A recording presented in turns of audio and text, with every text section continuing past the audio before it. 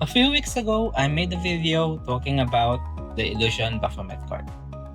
And I remember saying this card actually works with sacrifice, but in a different way. Well, jokes on me. Because after opening my random MVP card album, guess what card the game decided to give me? The actual Baphomet card. Out of all the MVP cards in the game basically looked at me and said, "You seems to like this card, so here, have one." And honestly, my first reaction was probably the same reaction many players would have.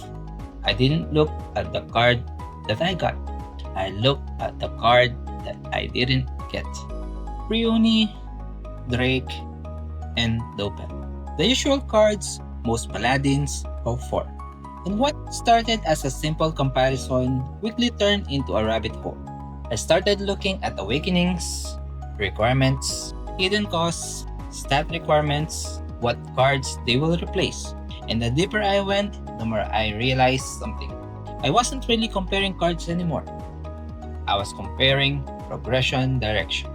Most players see cards like Brioni and immediately see the physical damage.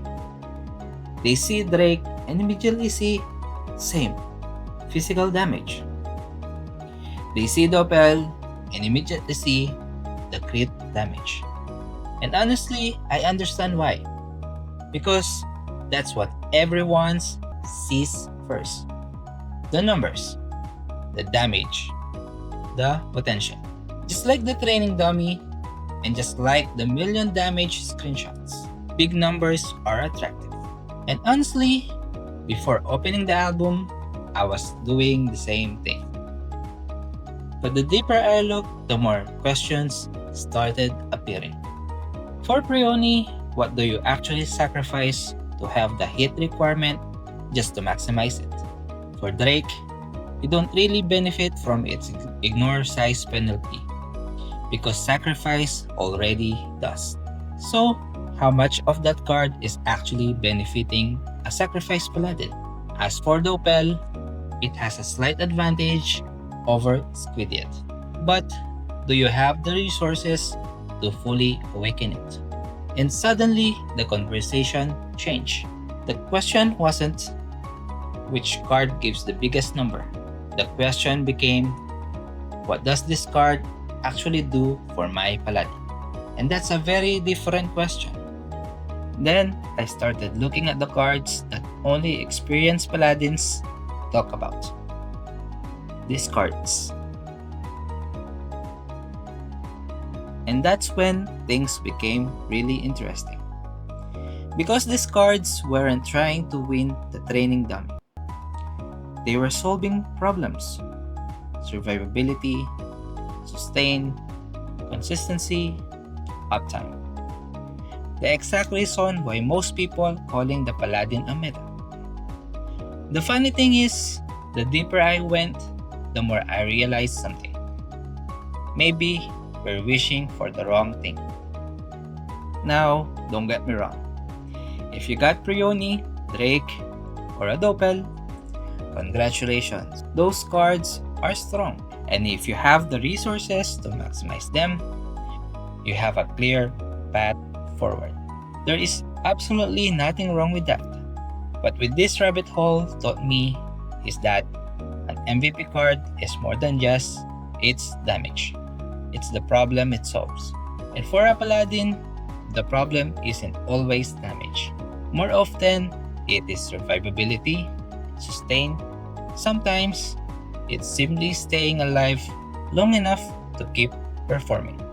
The funny thing is, when I first opened the album, I thought I wanted a damage card. But after spending days looking at all these cards, comparing them, testing the theory, and understanding what they do, I'm not even sure that's what I will choose today. And that's probably the biggest surprise of this entire experience. Not because damage doesn't matter, it does. But because progression is bigger than damage. At the end of the day, there is no reset button. The game already gave me the Baphomet card. And honestly, that's okay. It made me think about progression differently. And while part of me still wonders what would have happened if I got something else, the bigger lesson is this: a lucky MVP card can speed you up, but it doesn't define your progress. The Baphomet card will simply stay in my collection until a build makes it viable. And that's okay. It isn't going to stop my progress. I'm going to continue the journey, continue improving the character, and see where the RNG takes me next. Because at the end of the day, luck can change your opportunities, but it doesn't change how far you can go. And in the next video, I'll be showing you the updated build. It is not the build that gives the biggest number. It is the build that got me this far. If you enjoyed this video, please like and subscribe. I'll see you in the next one.